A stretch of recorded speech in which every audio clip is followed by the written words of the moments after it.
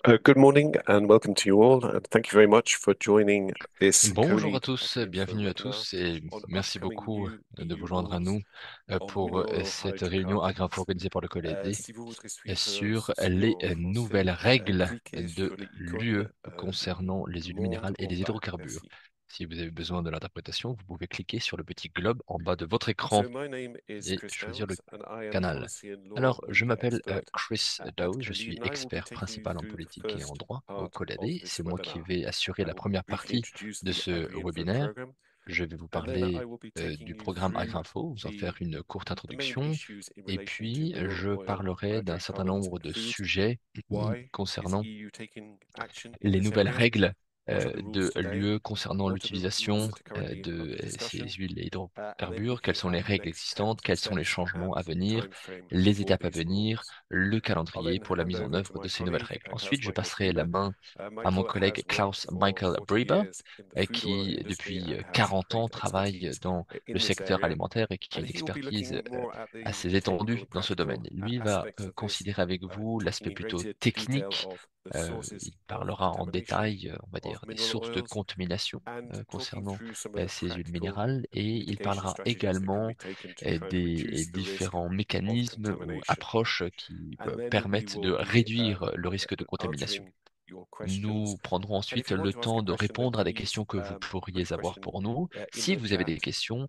merci de les and écrire we dans le will chat try and address et those nous at les the end. prendrons à la I fin say de here ce webinaire. some answers because, of Alors, course, je dis ici this is que very je much répondrai, nous répondrons à quelques an questions, area of lots of puisque scope for c'est discussion. un And that's another point I sujet, wanted on va to dire, really qui emphasize. est en The pleine EU discussion is encore, working on et je voudrais preparing insister rules, but là-dessus. this is really L'UE still travaille à la um, uh, préparation de nouvelles an area that règles. is under discussion. C'est un domaine And so donc the qui idea est today is really to give encore you the en state of discussion. play and explain L'objectif de where those cette réunion discussions are aujourd'hui and give you est de some vous expliquer insight un petit peu into où what nous en is going sommes, to essayer de happen. vous donner un And this petit means peu that we will not d'informations necessarily vous be able to permettant answer d'anticiper ces all your changements. questions, but please Malheureusement, feel du free to put fait your des phases questions préliminaires de in the ces, chat comment dire, de or in ces the Q&A, changements, nous ne pourrons and pas we will répondre à toutes les questions. Nous do our n'aurons pas best to les respond. réponses à toutes les questions. Nous And where ferons we de notre can't mieux respond, néanmoins. then Et we si will nous ne pouvons pas get répondre à back ces to questions, you alors at a later stage. nous prendrons Our les questions intention actually with et doing nous three of these reviendrons webinars, vers vous and our le intention plus is to rapidement possible. collate Nous answers for organisons all the trois questions that webinaires arise, and we et will l'idée send est de this to pouvoir, you by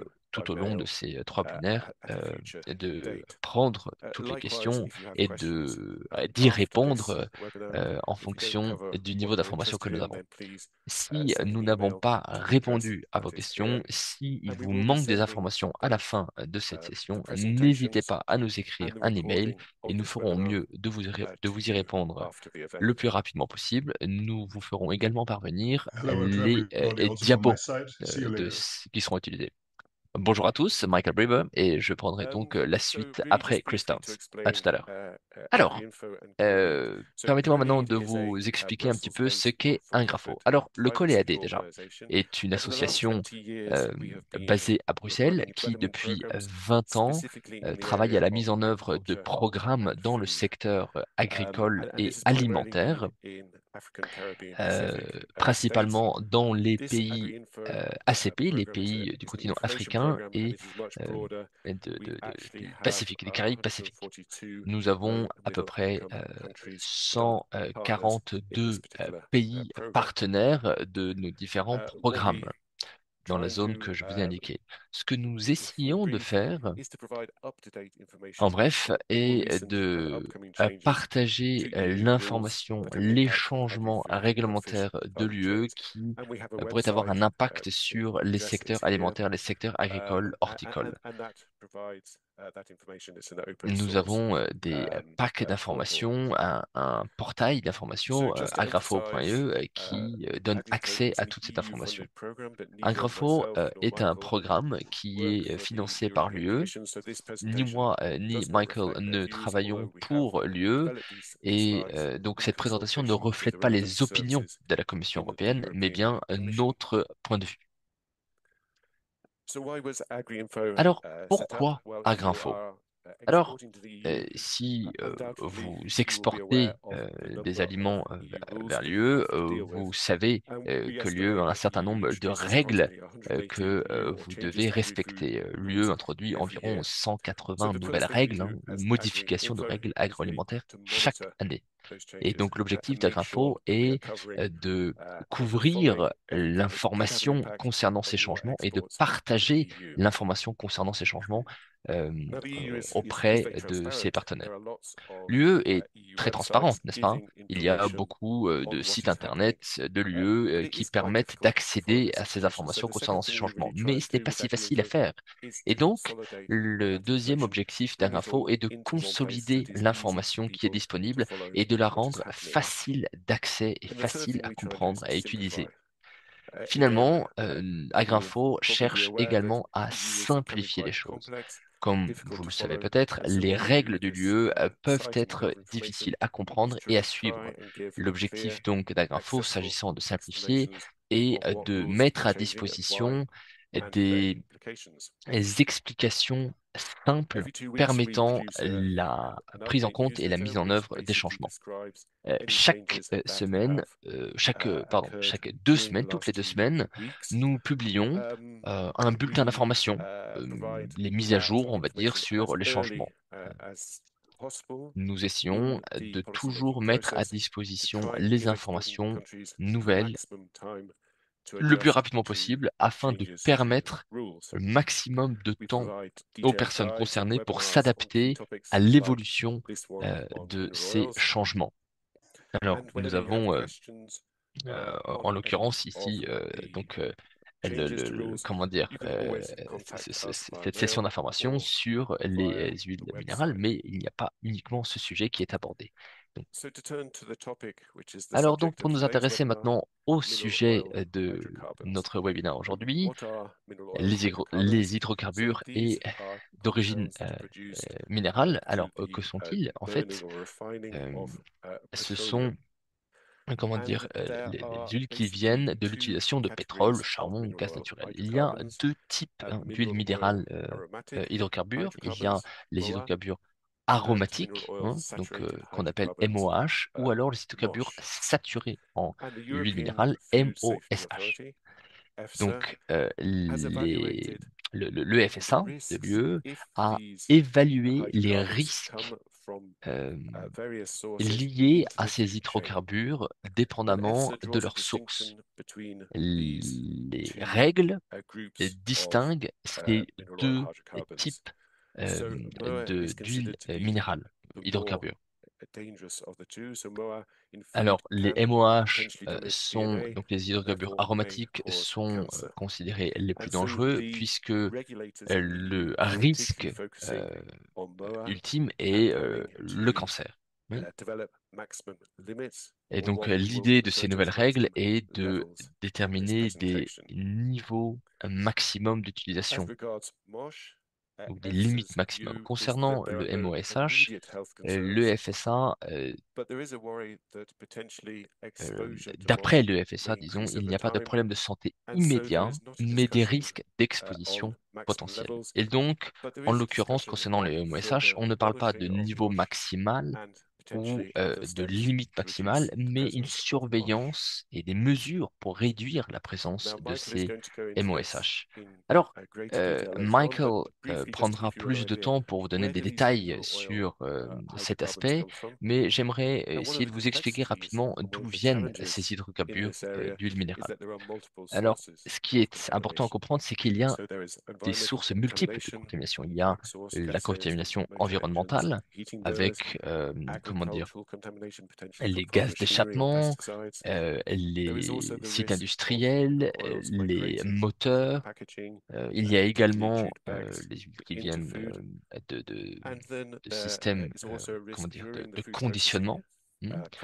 Il y a également le traitement de la nourriture le- et la contamination agricole. Alors, quel est l'état des règles actuellement? Pour l'instant, il n'y a pas de niveau maximum ou de limite maximum. Et c'est souvent ça qui donne lieu à la confusion au niveau des exportateurs, puisque un certain nombre de décisions sont prises du fait de la présence de MOH ou de MOSH dans les aliments. Le principe de l'UE et des règles de l'UE, c'est que la nourriture doit être sûre. Tous les aliments commercialisés dans l'UE doivent être sûrs. Alors, qu'est-ce que sûr? D'après les évaluations de l'UE-F1, la Commission, les États membres conviennent d'une approche commune pour la gestion donc des MOH et pour déterminer ce qui est sûr ou non.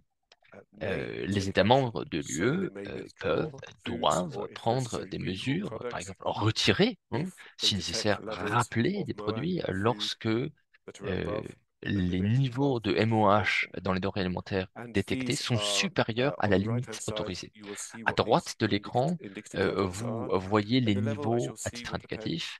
Et les niveaux dépendent des teneurs en graisse et en huile. Donc pour les aliments, c'est à faible teneur en graisse, donc on est à 0,5 mg par kilo.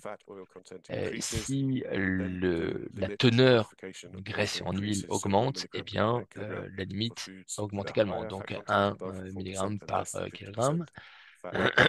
Pour moins de 50% de teneur en graisse et huile.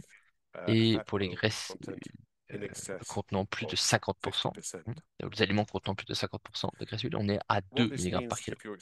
Alors qu'est-ce que ça veut dire? Ben, si vous exportez des produits vers l'UE, il y a finalement un risque existant de faire face à des restrictions. Donc vous voyez à l'écran ici les notifications passant par le système RASSF, le système d'alerte rapide.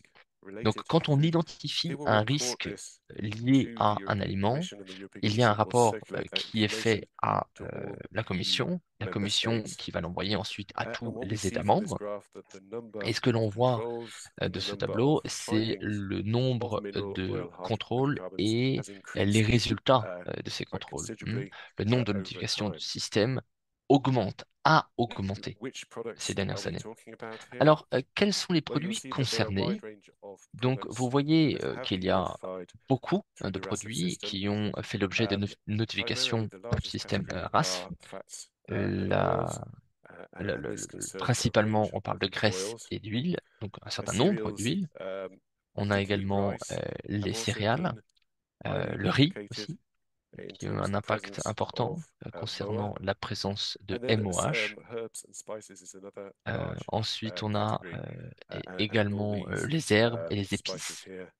Toutes les épices qui sont listées ici, par exemple, qui ont fait l'objet de notifications du fait de la présence de MOH. Donc voilà, ça vous donne une indication de l'échelle, on va dire, ou comment dire, du potentiel de contamination dans beaucoup d'aliments différents.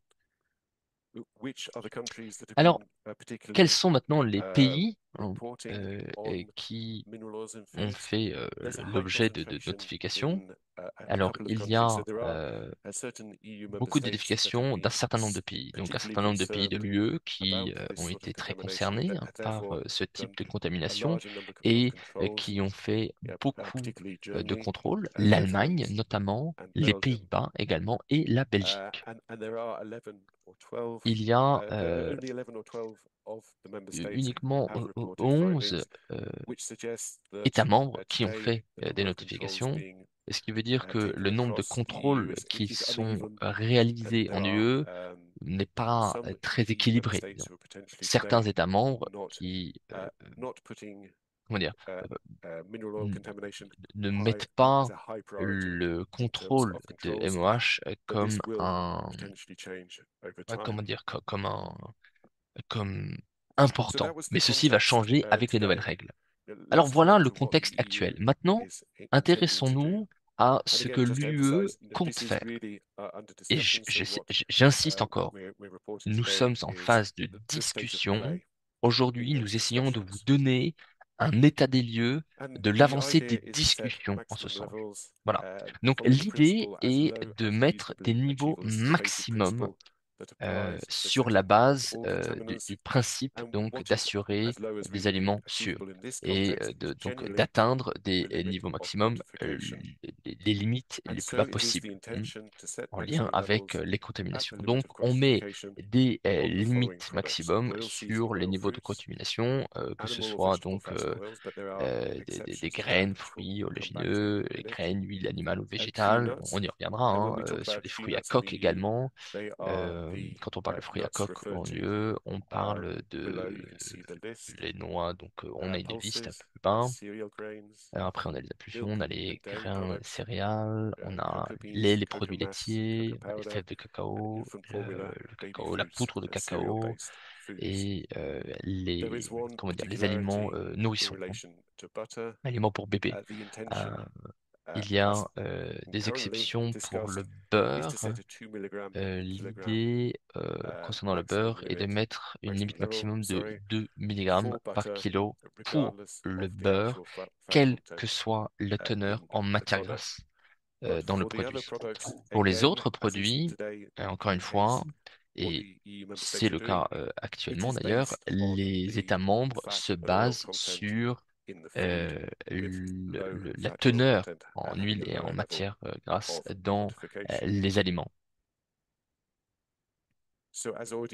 Alors, comme je l'ai déjà indiqué, la situation est différente dépendamment des aliments, hein, pour certaines graisses, huiles animales ou végétales.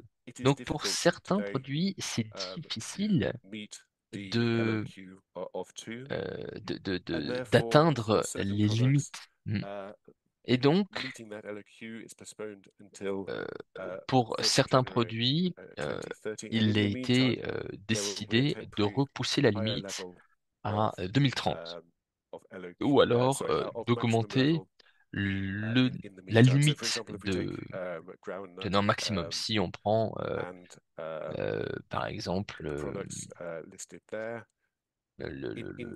les noix, on aura donc en 2027, on aura 6 grammes. Ensuite, on passera en 2028 à 4 milligrammes. Et l'idée étant d'atteindre la limite de 2 en 2030. Et ces niveaux vont varier en fonction du produit. L'idée étant ou, comment dire, ceci reflète la difficulté d'atteindre cette limite de 2 dans les différents secteurs. Alors, il y a un certain nombre de produits pour lesquels l'atteinte de cette LQ de 2 est très difficile du fait de, comment dire, de spécificités liées au produit.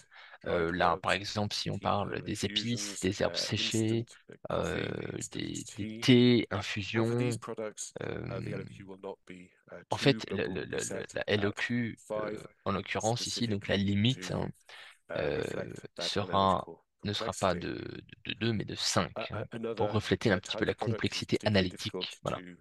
Euh, les compléments alimentaires sont également un petit peu dans cette situation, l'idée étant de mettre une limite à 10 milligrammes dès 2027 et de réduire de manière euh, de réduire progressivement pour atteindre 5 milligrammes en 2030. J'insiste encore une fois, si un produit dépasse ses limites maximum, ils ne pourront pas être mis sur le marché dans l'Union européenne. Voilà. Et un certain nombre d'études ou d'enquêtes seront menées pour identifier les sources euh, des sources de contamination.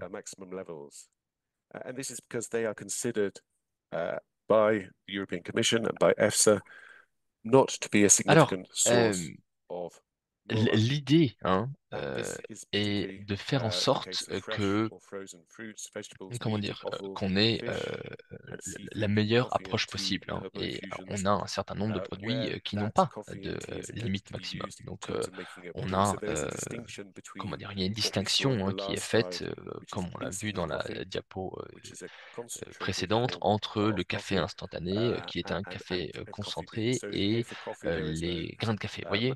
Donc, en l'occurrence, voilà, il n'y a pas de limite maximum pour les grains de café, alors qu'il y en a pour le café instantané. Euh, il n'y a également pas de limite pour les produits transformés et un certain nombre d'huiles essentielles, puisque les données sont insuffisantes pour établir le besoin de limite maximum. Now, for these products, they may well, and this is again, this is still under discussion, but they may well be indicative levels set, and these are the indicative levels that, if they are exceeded, member states and operators will be recommended to investigate the Donc, sources of concentrate, pour ces niveaux, sources of il concentration, faudra meaning that there should be faire self-analyzing des the products and demandes de sources investigating de those sources, and then concentration pour reporting on the outcome of faire investigations. des enquêtes et des However, rapports you know, sur for les these résultats products, de ces enquêtes. generally these will not. Pour ces These may still be produits, placed on the EU ils seront market, basés sur even if les they réglementations meet the valables sur indicative l'Union européenne levels. au There's niveau going to be requis.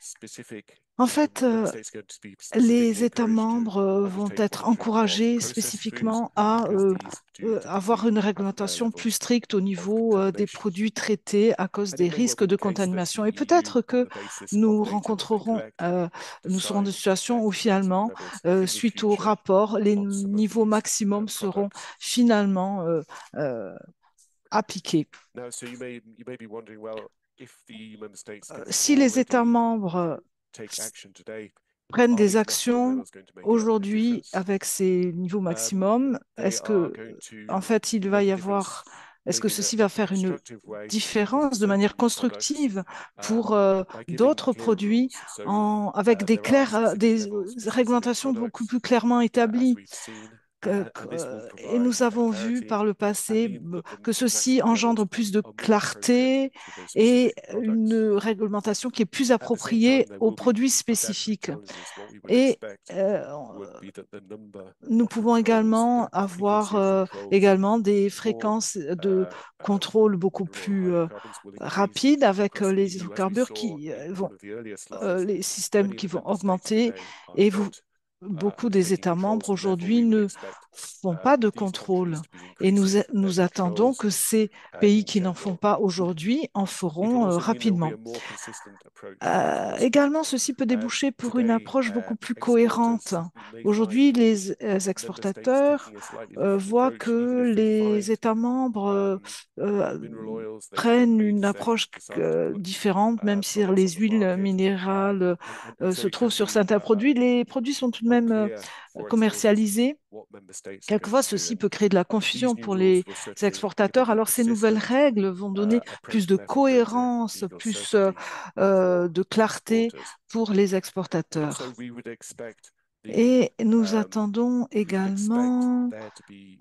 more à demands at a commercial level. avoir We would plus expect European companies to be d'exigences providing du point de vue des or entreprises requesting européennes qui suppliers to give greater exigeront aux evidence of fournisseurs des compliance preuves with MOA maximum levels. So overall, we mise see what we consider to be pour répondre aux some réglementations, aux significant exigences des nouvelles impact, réglementations. Et significant ceci challenges aura un for impact suppliers to be très to market important pour les in the fournisseurs sectors sur les concerned. marchés des secteurs concernés.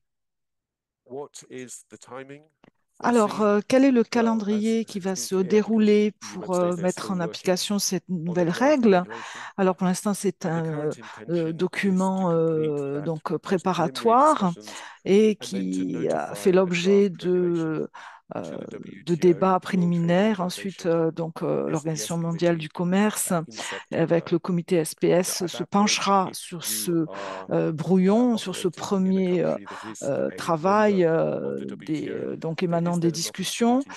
Et ce sera l'opportunité pour les autorités de faire des observations sur les propositions, les données qui ont été proposées donc à l'Union, à la Commission européenne, qui ensuite va tenir compte des dernières réglementations pour les introduire dans le texte final.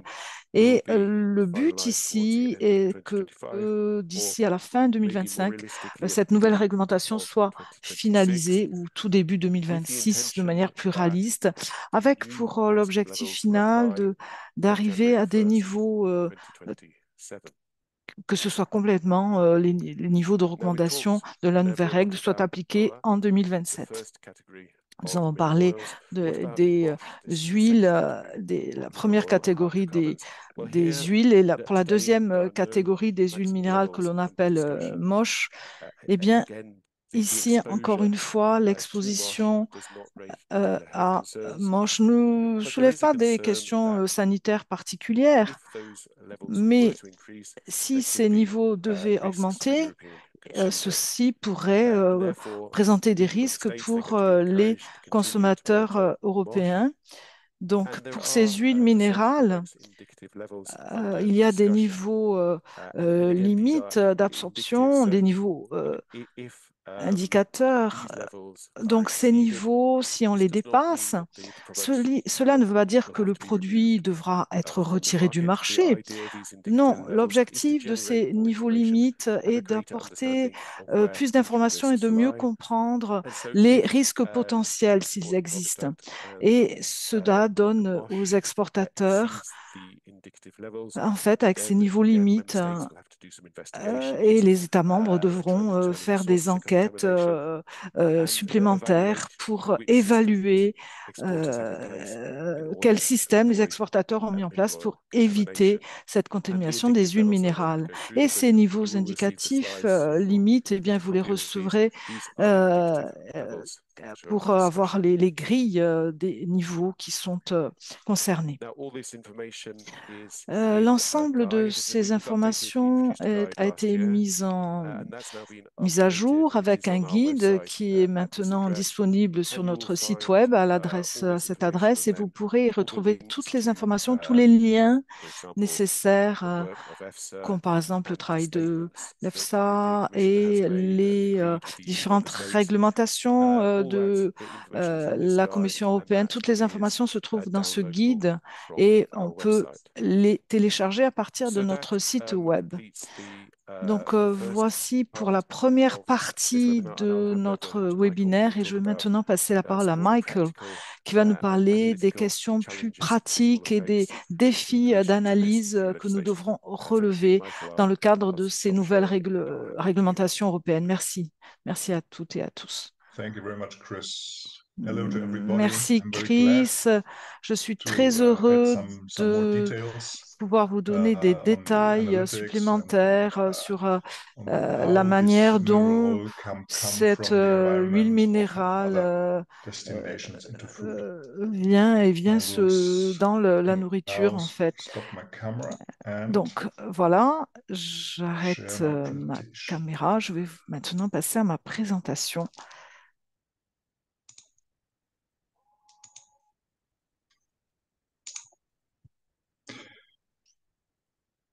Okay, please, Chris, make me a sign when it's. Donc, Chris, faites-moi signe lorsque, si on voit, ah oui, très bien, on voit ma présentation à l'écran, c'est parfait. Alors, la deuxième partie de notre présentation aujourd'hui, comment est-ce que les secteurs alimentaires peuvent se préparer au mieux à ces niveaux donc d'huile minérale dans la nourriture, donc à ces nouveaux niveaux qui sont définis par l'Union européenne. Alors, l'ordre du jour pour ce matin, je vais vous expliquer un petit peu qui je suis, quelles sont mes fonctions. Chris vous a déjà parlé de moi et je vais vous donner quelques données nous concernant. Ensuite, nous allons parler quels sont les risques potentiels pour le commerce après 2027, quels sont les points, les actions qui ont déjà été mises en place et nous sommes assez optimistes. Ensuite, quels sont les itinéraires pour entrer dans les aliments avec une boîte à outils, une toolbox. Et certains États membres ont déjà mis en place des documents qui s'appellent la toolbox, donc la boîte à outils pour nous aider. Ensuite, quelques stratégies pour atténuer des idées pratiques, comment faire pour éviter la contamination. Et ensuite, les défis à relever pour trouver les bons laboratoires. C'est tout à fait compliqué. Les analyses sont compliquées à réaliser et ceci se reflète dans le fait qu'il y a pour certains aliments, des catégories d'aliments comme les épices et certaines huiles. Et les laboratoires ont encore beaucoup de défis à relever pour nous donner des droits d'accès, des résultats vraiment probants. Donc, il faut bien choisir les laboratoires qui vont travailler avec nous. Et ensuite, des détails concernant certains aliments. Il y a ce qu'on appelle les composed food. Et enfin, comme Chris l'a dit, des questions concernant, nous allons répondre à certaines de vos questions qui émanent de la deuxième partie du webinaire. Michael Brieber, I'm a quality senior, Michael Brieber, je suis un expert de l'alimentaire depuis plus de 30 ans, je dirais plus de 30 ans dans l'industrie alimentaire à travers le monde. J'ai travaillé pour de nombreuses entreprises qui sont connues comme Nestlé, Fuchs Spices ou Kuhne et dans la partie des fruits et légumes. Quel est le risque potentiel sur le commerce? Eh bien, le calendrier a commencé l'heure a sonné en 2008 lorsque il y a eu ce premier sujet qui a été porté pour la première fois au niveau européen. Il y avait beaucoup de pays membres comme l'Allemagne et les Pays-Bas, qui ont pris cette question de manière très sérieuse et ont voulu la gérer à ce niveau-là. Les choses peuvent être réglées étape par étape. Et en fait, nous sommes très optimistes car nous allons dans la bonne direction. Nous pouvons voir comment commencer et comment continuer de manière positive en prenant les bonnes actions. Nous jouissons de beaucoup d'expérience de ce qui s'est passé, de la manière des antécédents et de l'histoire de ces réglementations, car tout doit être réglé d'ici à 2027. L'objectif étant d'avoir une réglementation sur les contaminants au 1er janvier 2027 avec un niveau maximum qui sera appliqué et qui aura un effet très important sur le commerce. Sur le commerce dans l'Union européenne, et certains États membres sont beaucoup plus stricts que d'autres. C'est un avantage. Et à partir de 2027, nous aurons un niveau maximum, un seul niveau maximum que l'Union européenne pourra accepter ou refuser. Les contaminants doivent être traités et atténués à la source. Ça, c'est essentiel. On ne peut pas les enlever après. En fait, il y a une seule manière de raffiner les huiles végétales, mais seulement une partie peut être enlevée. Donc, il ne faut pas être trop optimiste, il faut traiter le mal à la racine. Alors, comment allons-nous nous y prendre? Il y a beaucoup de manières de rentrer dans ces aliments, les associations qui sont en Europe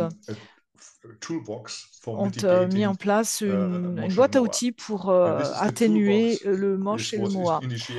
Et vous voyez ici, pour la prévention du transfert des hydrocarbures et des huiles minérales non désirées dans les aliments, ça s'appelle donc prévention de ces transferts.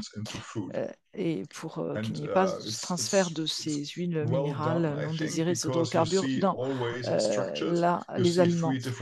Il y a différentes couleurs. Vous voyez le orange-rouge pour la migration, et nous allons en parler tout à l'heure, dans quelques minutes.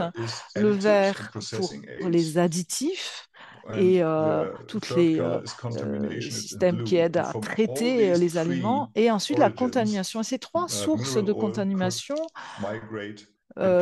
favorisent la migration des huiles minérales dans les aliments. Vous pouvez voir également les sources d'entrée principales. Vous avez les additifs pour donc toutes les aides pour traiter les aliments. Vous avez la contamination en fait de la ferme à la fourchette.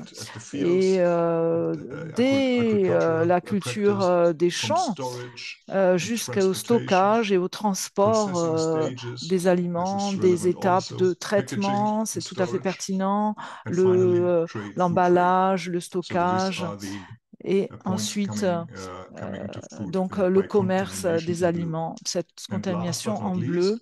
Et enfin, lorsqu'on parle de la migration en rouge, dans cette boîte à outils, c'est vraiment surtout l'emballage. Donc, commençons avec la partie rouge, avec tout ce qui est emballage. Et on va voir un petit peu à droite et à gauche. Ici, vous voyez, vous avez la source et vous avez deux sources principales ici. Vous avez le papier, le carton. Et si c'est le début de l'emballage, il n'y a pas de barrière entre l'emballage du papier et du carton et l'aliment en soi, il peut avoir une grosse migration de moche et de moa dans les aliments. Alors, que peut-on faire? Voici donc pour la colonne numéro 4, vous avez l'outil. Là où c'est pertinent, utiliser des produits de fibres frais. Que signifie ce produit de fibres frais? En fait, le carton recyclé, la production du papier recyclé utilise beaucoup de ces papiers recyclés qui sont recyclés et qui sont utilisés pour l'emballage, et notamment les journaux qui sont imprimés, et cette encre imprimée, c'est vraiment de l'huile moche directe. Donc, dans ce recyclage, vous avez une partie de moche et de moa qui va rester attrapée, enfermée dans ce carton recyclé. Donc, faites très attention s'il y a un contact direct avec ce carton et ce papier, et que vos aliments doivent être en fait isolés.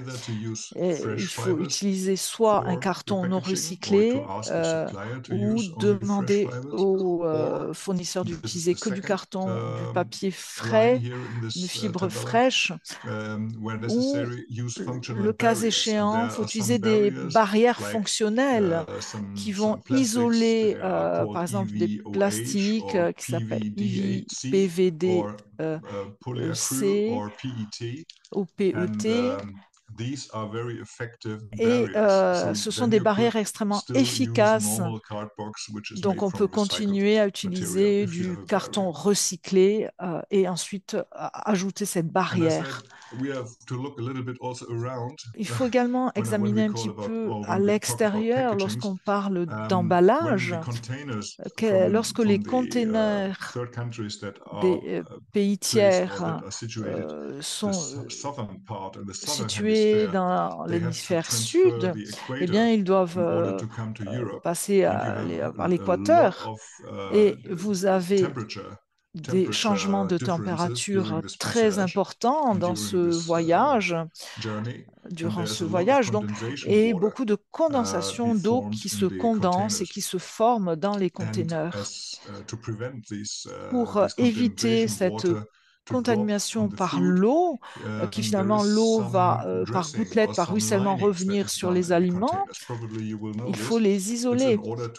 En fait, ceci va éviter que en fait, l'eau peut être extraite, cette condensation peut être extraite et ne pas venir ruisseler sur l'eau. Il y a des cartonnages et des cartons qui sont utilisés et une boîte ainsi, un carton ainsi c'est normalement fait à partir de papier recyclé. Donc, encore une fois, il peut y avoir encore une fois de la contamination là. Enfin, et c'est très important d'en parler, lorsque nous parlons de l'emballage, on a parlé des fibres en jute et en sisal. En fait, si vous voulez les utiliser plusieurs fois, en fait, elles sont réutilisées et on les réutilise plusieurs fois et les fibres ainsi se désagrègent un petit peu et, euh, et finalement pour faire en sorte que ces sacs soient plus stables, on les traite avec des huiles minérales. Mais cette huile minérale, elle va se retrouver, elle va contaminer les aliments. Et nous avons vu également, si vous avez des sols en asphalte où vous allez stocker directement vos fruits ou vos graines, il peut y avoir une grosse migration de moche et de moa vers vos aliments. So we have left red color, which has to do with, yeah, with packagings and surfaces that are right around or Bien. very Alors, directly around the food. on regarde maintenant Let's now come to the blue color, which is la couleur bleue the qui main category concerne la of catégorie migration and the principale main category where de mosh and moa sources de can come in, contamination, hein, I de would say. migration, là où First of les all, you have the MOSH ou les MOA lubricants in food. peuvent arriver. First of all, Alors, yeah, tout d'abord, there always can be a il peut little dripping toujours from your y machinery, avoir, from your processes, comment from dire, your des mini-fuites transportation de gadgets, lubrifiant and they des are machines que lubed. vous utilisez, voilà, parce qu'ils sont And lubrifiés, there could n'est-ce be pas? always a Et small, il there peut must not donc be, but toujours y there avoir, could be pas always a nécessairement, mais il small pourrait dripping y of these avoir lubes into the food. ce, Minimize these comment drippings. dire, fuite de Minimize, ces please. lubrifiants dans la nourriture. Take a look and take care that the Alors, lubrifications il here faut on the right, you see considérer, hein, a si vous regardez sealing, d'ailleurs l'image aussi, vous voyez and donc you see there's some fat un, on the ceiling. un système mécanique However, avec or du it's securing, lubrifiant better said, sur and there could be some un dripping of roulement, hein, fat c'est un roulement. onto the Et donc, food, il pourrait which y in this avoir case is located une above petite the seeds, which you fuite see ou below. une coulure, un petit So coulage minimize this, and on de the other hand, lubrifiant dans la nourriture, dans les aliments. Voilà. Alors pour ça, c'est toujours important d'utiliser des lubrifiants certifiés NSF, en l'occurrence le NSF H1. Si c'est du H1, eh bien, il ne contient pas de MO. Euh, voilà, donc minimiser l'impact en prenant des produits certifiés. Ensuite, vous avez deux autres aspects techniques concernant les lubrifiants. Alors, l'idée ici, hein, est de dire que c'est important de bien surveiller les méthodes de lubrification. Donc, les techniques utilisées et l'huile utilisée vont avoir un impact. Donc, ce qui est à faire, c'est de travailler sur la planification de la maintenance et de s'organiser de sorte à éviter ces contaminations. Donc, en travaillant sur les moissonneuses, par exemple, ou autres euh, outils mécaniques, hein. Vous voyez un certain nombre d'exemples de ce genre d'outils. Vous voyez euh, les différentes machines qui utilisent des lubrifiants puisque des systèmes mécaniques en mouvement. Et donc, les lubrifiants utilisés peuvent couler euh, et, et du coup finir dans les aliments, hein. Que ce soit la moissonneuse, et bien par exemple, ça peut être des coulures de lubrifiant du moteur ou de la lame. Si on prend les courroies de distribution de machines de traitement ou de transformation, vous avez des moteurs, vous avez des boîtes de vitesse et qui sont lubrifiées et donc qui pourraient euh, donc donner lieu à des coulures de lubrifiant dans la nourriture. La position du moteur là-haut est très mauvaise puisque justement ça euh, favorise la coulure de lubrifiant. Les systèmes hydrauliques, par exemple des machines qu'on vous montre ici, peuvent également donner lieu à des coulures de lubrifiant dans la nourriture. Voilà. Et puis à droite, vous voyez ici un camion qui est en train de vider le produit de la moisson. Et donc ceci se fait par l'élévation, hein, de, de, de, de la remorque. Euh, et donc là aussi, du fait de l'utilisation de lubrifiants pour les systèmes hydrauliques, les coulures pourraient avoir lieu. Alors, vous voyez ici aussi des images, donc des systèmes d'air comprimé euh, qui sont utilisés, hein, bah, parfois pour le transport de biens, que ce soit des graines ou autres semences. Bon, l'air comprimé enfin, l'air est compressé à l'aide d'un compresseur d'air qui est lubrifié. Voilà. Il y a un certain nombre de compresseurs qui sont, euh, comment dire, qui fonctionnent sans huile, donc sans lubrifiant. Donc, essayez de remplacer les systèmes que vous utilisez par ces systèmes donc avec euh, zéro, zéro huile. Ensuite, si vous faites de la combustion, si vous faites comment dire,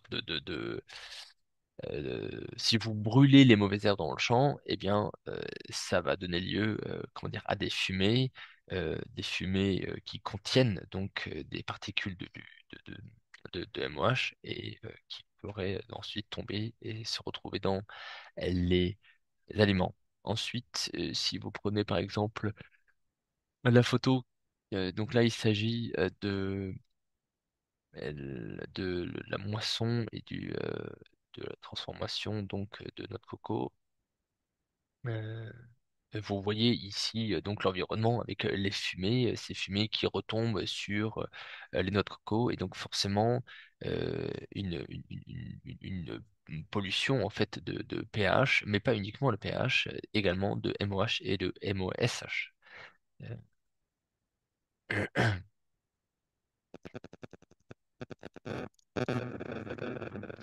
Alors, encore une fois, on parle ici de lubrifiant technique, hein, pour l'utilisation donc de machines agricoles. Et il y a un certain nombre donc passages permettant donc la contamination, donnant lieu à la contamination. Euh, je vous ai montré des photos donc de semences qui sont stockées sur des sols bitumés. Ici, vous voyez des photos de semences qui sont stockées à même le sol avec des traces de fuite sur un sol bétonné, hein. Donc ça, ce sont les traces de pneus, hein.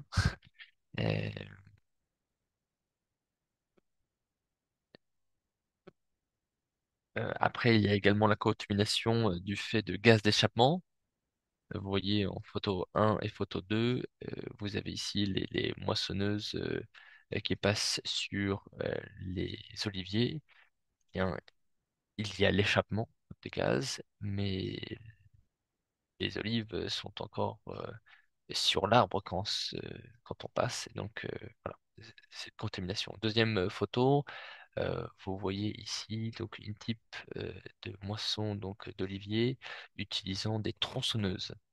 Ces tronçonneuses également ont des gaz hein, qui s'échappent et des gaz de motorisation. Et donc bah, forcément, l'exposition des, des olives à ces gaz donne lieu à contamination. Après, il y a un certain nombre de contaminations qui sont dues à des mauvaises pratiques. Alors ici, vous voyez sur la photo donc un exemple hein, de ce type d'incident. Alors, on finit maintenant avec la couleur verte. J'étais assez étonné il y a quelques années quand j'ai entendu dire, c'est à peu près 10 ans, hein, et qu'il y avait beaucoup d'additifs et d'aides à la transformation qui étaient presque purement du MOSH ou du MOH ou qui contenaient du MOSH ou du MOH. Donc, vous voyez des photos ici. euh,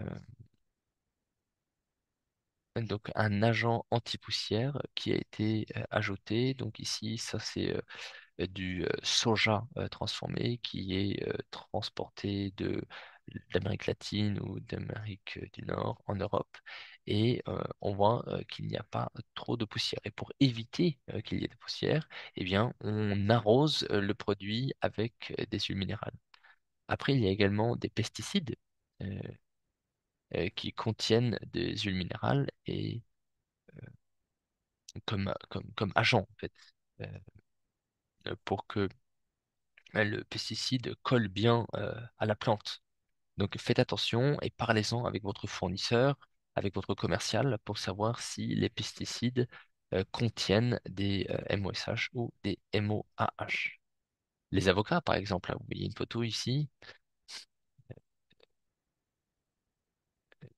et qui, comment dire, sont parfois exposés. Bon, dans un certain, dans un certain nombre de cas, les produits qui sont utilisés sont autorisés, donc en l'occurrence, on a affaire à du MOSH, mais parfois ils ne sont pas approuvés et donc on a affaire à de la contamination par MOH. Alors ici, vous avez un certain nombre d'additifs qui sont purement hein, du MOSH ou analysés en tant que MOSH pur. Et donc, vous savez, ce sont surtout les cires qui sont concernés ici. Alors, donc, vous vous dites peut-être, mais alors, que faire? Parce que, en fait, il y a tellement de possibles contaminations. euh, comment dire, comment réduire l'impact possible? Que pouvons-nous faire? Et donc, c'est ce qui nous mène donc à la partie suivante. Donc, les actionnaires hein, et de l'industrie alimentaire doivent se concentrer sur les efforts nécessaires pour permettre de réduire le risque. Si c'est par exemple au niveau de la lubrification dont on a parlé, du conditionnement, les, les, les fuites possibles. Ensuite, il faut bien sûr travailler la communication avec les fournisseurs. Et ceci au niveau mondial. Il faut également travailler avec les fournisseurs qui sont de bonne volonté. Au sein de l'UE, on est bien sûr conscient que l'UE n'est pas le seul pays ou continent, en l'occurrence, ou endroit où on peut euh, fournir des aliments. On peut fournir et exporter ces aliments en Amérique, en Asie ou dans d'autres pays en Afrique, où les règles ne prennent peut-être rien en compte concernant les MOSH et les MOH. Donc, il faut en effet travailler avec les fournisseurs qui voudront continuer à fournir les biens à l'Union européenne après l'entrée en vigueur de ces nouvelles règles. Un certain nombre de fournisseurs utilisent des produits qui sont acceptables. Et donc, il faut trouver les bons fournisseurs et s'assurer que ces bons fournisseurs utilisent également les produits autorisés. Voilà. Il faut euh, toujours être en mesure de détecter les sources de problèmes et travailler donc à l'identification. On identifie le risque, on identifie les fournisseurs qui sont volontaires, qui veulent coopérer et comme ça permet d'avancer. Parce que ça fait que si on a affaire à des fournisseurs qui se disent, bon, bon, moi, ça m'intéresse pas, et dans ces cas-là, s'il y a de nouvelles règles contraignantes, dans ces cas-là, moi, je ne travaille pas avec vous ou je ne ferai pas l'effort pour l'UE, bon, voilà, ça vous permet, après, vous, de prendre des décisions pour être préparé. Voilà. Donc, l'idée hein, de mon propos est de vous rendre conscient de la de- du problème. Alors, vous avez un certain nombre d'exemples hein, de stratégies de réduction pratique. Hein. Donc là, vous avez par exemple un exemple en Kazakhstan où on a donc dans la culture du lin où donc après la moisson, on fait sécher les graines de lin. euh, les et puis pour ça, pour un export en Allemagne. Et donc, vous voyez ici un certain nombre d'exemples de ce qui se fait. Vous voyez d'autres photos ici qui sont des exemples de ce qui peut se faire. Euh, Vous avez donc des exemples de cultivation au niveau de la moissonneuse. Vous avez ici des exemples de fuites possibles dans le transport. Vous avez en l'occurrence ici des contaminations dues à la présence trop importante de lubrifiants dans des roulements. Hmm. Après, il y a également euh, des contaminations indirectes. Donc vous avez vu par exemple le, le- la photo avec les noix de coco, le séchage des noix de coco. Bon. Le séchage indirect, en l'occurrence, donc industriel, euh, peut donner lieu à une contamination importante hein, en MOH ou en MOSH. Ce sont notamment les gaz d'échappement euh, qui sont souvent, comment dire, on a parfois des systèmes avec des conduites euh, d'air propre et de gaz d'échappement, enfin voilà, qui permettent de réduire, on va dire, la contamination. Après, les fuites à même le sol, donc là vous avez encore une fois hein, des photos de euh, contamination sur le sol. Alors, ici vous avez donc les huiles, un exemple hein, concernant les huiles de coco des Philippines. Donc les Philippines, ici, donc on moissonne. On ouvre les noix, on les sèche, donc on sèche la chair. Hein. Une fois qu'on a fait ce processus, le produit s'appelle le copra. Ensuite, on le presse et c'est ce qui permet donc de d'extraire l'huile qui est ensuite envoyée en Europe où on fait le raffinage et le conditionnement. Donc vous voyez ici donc la moisson, donc la collecte des noix dans les plantations. Les noix de coco sont coupées, c'est la photo numéro 2. Et ensuite, sur les quatrième et cinquième photos, vous voyez le séchage au soleil. Donc, c'est ce qui fait quand il y a du soleil. Bon, ça, c'est pas un problème. Hein, en termes de contamination. Mais quand il n'y a pas de soleil, quand il y a beaucoup de pluie, ce qui est parfois le cas dans les zones tropicales, eh bien, il faut trouver des systèmes de séchage utilisant des sources de chaleur. Donc, ça peut se faire soit en séchage direct, euh, et j'expliquais ceci quand je parlais donc du séchage des graines de lin. L'idée est de ne pas faire du séchage direct parce que ça peut polluer considérablement les produits. Donc, ce qu'on peut faire,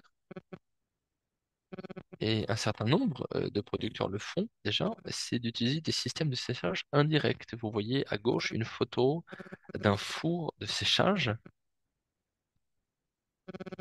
et qui utilise donc ces deux circuits de séchage. Donc on a un premier circuit avec les gaz d'échappement et ensuite on a un deuxième circuit de production de chaleur. C'est de l'air de chaleur qui est chauffé par le premier circuit des gaz d'échappement.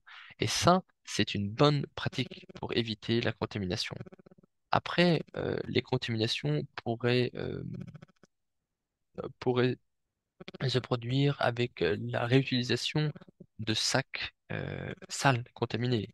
Comme vous voyez ici sur cette photo, les sacs sont relativement sales, hein, la présence de poussière, de saleté euh, qui utilisent, pourquoi pas, comment dire, du charbon ou autre. Et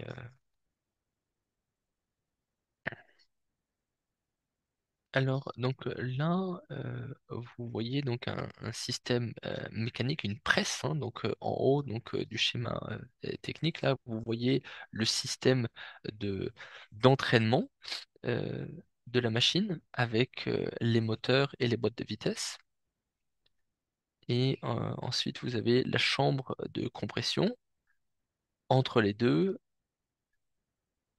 parties du système, il y a donc des roulements. Non, pardon, pas des roulements, il y a... Si, si, si, ce sont des roulements. Ce sont des roulements qui sont conçus de sorte à éviter qu'il y ait, on va dire, une contamination en fait des coulures de lubrifiant dans la chambre de compression. Ou alors, sinon, vous voyez sur le schéma du bas, la chambre de compression est complètement séparée, disons, du système d'entraînement et donc les lubrifiants ne sont jamais en contact avec la chambre de compression. Et finalement, le troisième exemple concerne l'huile d'olive. L'huile d'olive Ensuite, nous produite en avons Europe. donc les céréales et l'huile d'olive qui provient d'Europe.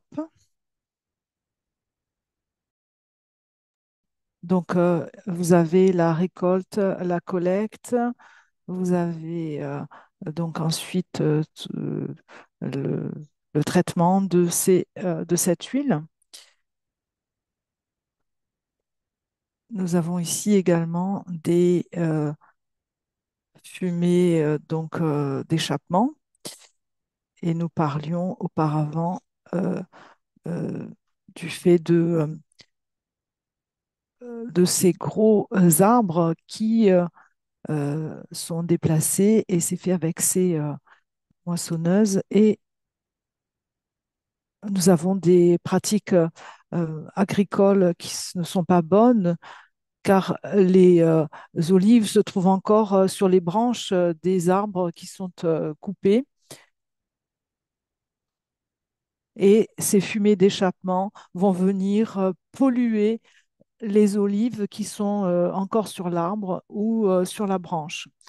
Nous avons déjà parlé de la pollution qui peut émaner de ces sacs en jute ou alors également dans les roulements des machines utilisées euh, et des joints qui sont défectueux pour les boîtes à vitesse et dans les silos également. Et on peut voir également ces moteurs avec des boîtes qui sont placées directement au-dessus, des boîtes de vitesse qui sont placées directement au-dessus des aliments et qui ne protègent pas la nourriture. Les aliments ne sont absolument pas protégés. Alors, dans la pratique, qu'est-ce que je peux faire? Vous pouvez voir votre propre process, le process euh, de votre fournisseur. Vous pouvez prendre toutes les étapes nécessaires et prendre les échantillonnages après, avant euh, le lavage, après le séchage et après la partie logistique, de manière à ce que lorsque vous avez des quatre échantillonnages également possibles, et vous pouvez ensuite les analyser pour leur contenu en moche et moi. Et voici des résultats que nous avons obtenus pour l'Europe de l'Ouest et pour l'échantillonnage numéro 1, pour le numéro 2 à droite. Vous pouvez voir que pour toutes les, les chaînes, la partie de contenu de moche et de moi, on ne voit pas grand-chose. En fait, ce n'est pas détectable, ce n'est pas quantifiable non plus. Ce sont des taux extrêmement bas. Ici, on parle de graines. Et pour le MOA et pour le contenu en moche euh, poche, vous voyez que c'est moins inférieur à 0,6. Et pour MOA, vous pouvez le voir tout à fait en bas. Pour MOA, c'est moins de 0,15, inférieur à 0,15. Donc, on parle d'une graine. Donc, le niveau de quantification est extrêmement, extrêmement bas. Et ce que vous voyez à gauche et à droite, pour les étapes 1 et 2, on le retrouve ici. Donc, il n'y a pas de migration de moche-moa dans ces étapes, entre l'étape 1 et l'étape 2. Mais ensuite, que se passe-t-il avec l'étape 4 et 3, évidemment? Donc, vous pouvez voir ce qu'il se passe. Et par exemple, ici, vous avez l'analyse, vous avez C10-50, qui est le chiffre de référence, et là, c'est 7,4. Donc, il n'y aura pas de réglementation, mais il y a quand même une petite rentrée entre le 1 et le 3. Il se passe des choses. Et ce qui va nous causer des problèmes plus tard, ce sont les chiffres que l'on voit ici avec C10 et C15 et 3,2. Et 3,2, c'est vraiment euh, une huile où il n'y a pas de limite supérieure et on peut avoir un problème pour l'exportation et l'importation de ces produits en Union européenne. Comme nous l'avons déjà dit, beaucoup de défis à relever pour trouver des laboratoires qui soient fiables et vraiment de bons laboratoires pour réaliser ces analyses très complexes. L'expérience qui résulte de notre première approche, les premiers et les meilleurs labos se trouvent l'expérience que nous avons eue depuis, depuis 2008, eh bien, les labos en Europe sont déjà dans la course. Ils ont déjà eu assez de temps pour euh, démontrer et développer des méthodes analytiques qui soient fiables. Donc, il y a aussi ces gros laboratoires qui ont une empreinte mondiale et qui travaillent de manière tout à fait adéquate.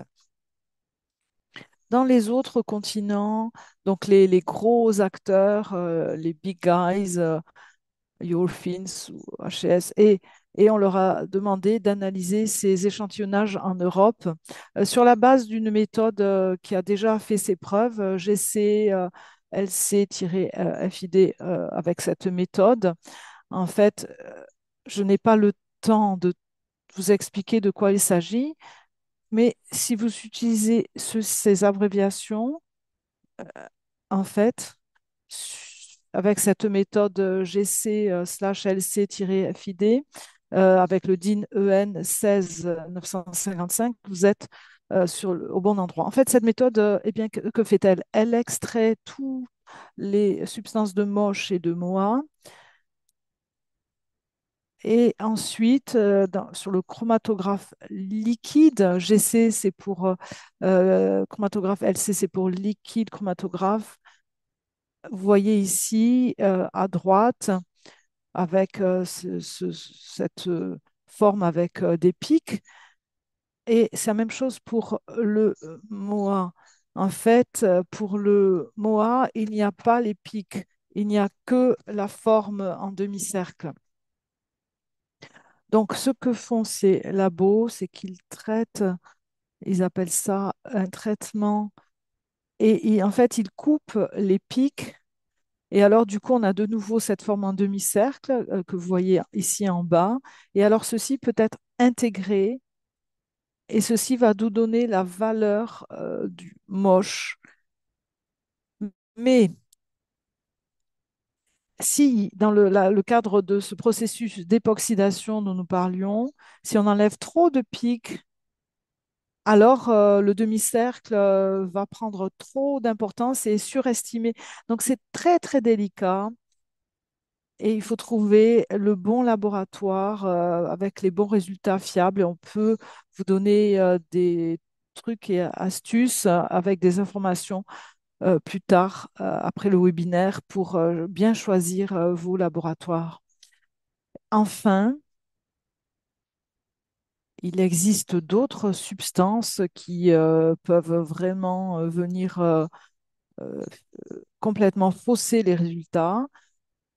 Vous avez la méthode GC multiplié GC méthode FID, mais elle est extrêmement chère et vraiment exige beaucoup, beaucoup de temps. Et finalement, vous voyez, ce n'est pas joli demi-cercle du tout.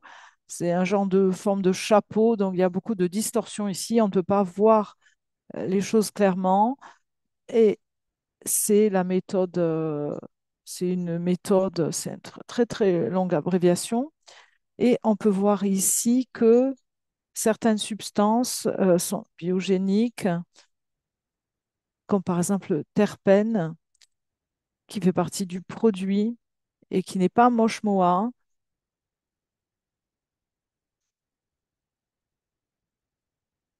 Et vous voyez, une partie du résultat est affectée par quelque chose qui n'est ni moche ni moa. Donc, pour la première méthode, la méthode standardisée qui est mieux connue et mieux maîtrisée, si vous avez des doutes sur le fait que le résultat moa est trop élevé, il peut y avoir d'autres substances biogéniques et quelquefois on vous donne des résultats trop élevés, surestimés et qui sont basés sur cette méthode GC-FID. Elle est bien trop chère et elle demande des ressources en temps bien trop élevées. Donc, voici les niveaux maximums pour les aliments composés proposés par l'Union européenne. Alors, comment est-ce que nous calculons les limites maximales pour les aliments composés? Alors, jusqu'en 2030, selon l'article 3 de la réglementation 2023-915 consacrée aux contaminants, la réglementation et jusqu'en 2030, donc nous dit que le niveau maximum pour les aliments composés se fait sur la base des ingrédients, la composition des ingrédients. Et le niveau maximum pour les ingrédients et la dilution appropriée pour les facteurs de concentration. En fait, ça veut dire que si vous mixez deux huiles à 50% d'huile de de tournesol et une autre huile, eh bien, vous allez voir un point 5.1, 5.51 avec un niveau maximum de 2,0. Vous pouvez voir ici sur le tableau. Et en 5.5.2, vous pouvez voir que euh, il y a un plus haut niveau à 6,0. Et lorsque nous sommes en 2027, lorsque nous serons en début 2027, le niveau maximum du mélange pourra se faire en ajoutant 25% des 2 plus maximum 6. Et alors, vous aurez pour ces aliments composés les niveaux maximum de 4 ppm. Mais ça, c'est uniquement jusqu'en 2030. Après 2030, tous ces niveaux maximum vont être éradiqués et il n'aura uniquement les niveaux maximum basés sur le 2 ppm. Donc, ceci fait encore l'objet d'un débat pour les aliments composés et à partir de 2030, les niveaux maximum au niveau du LOQ seront donc débattu. Si vous avez un aliment composé avec 30% de graisse et d'huile, vous aurez un niveau maximum de 1 ppm où vous aurez 100% de graisse et alors vous serez au niveau de 2 ppm. Donc, il faut voir si c'est possible ou pas. Alors, voici donc, je clôt ainsi ma présentation. J'espère que j'ai été claire dans mon adresse et nous allons maintenant parler donc ouvrir le débat.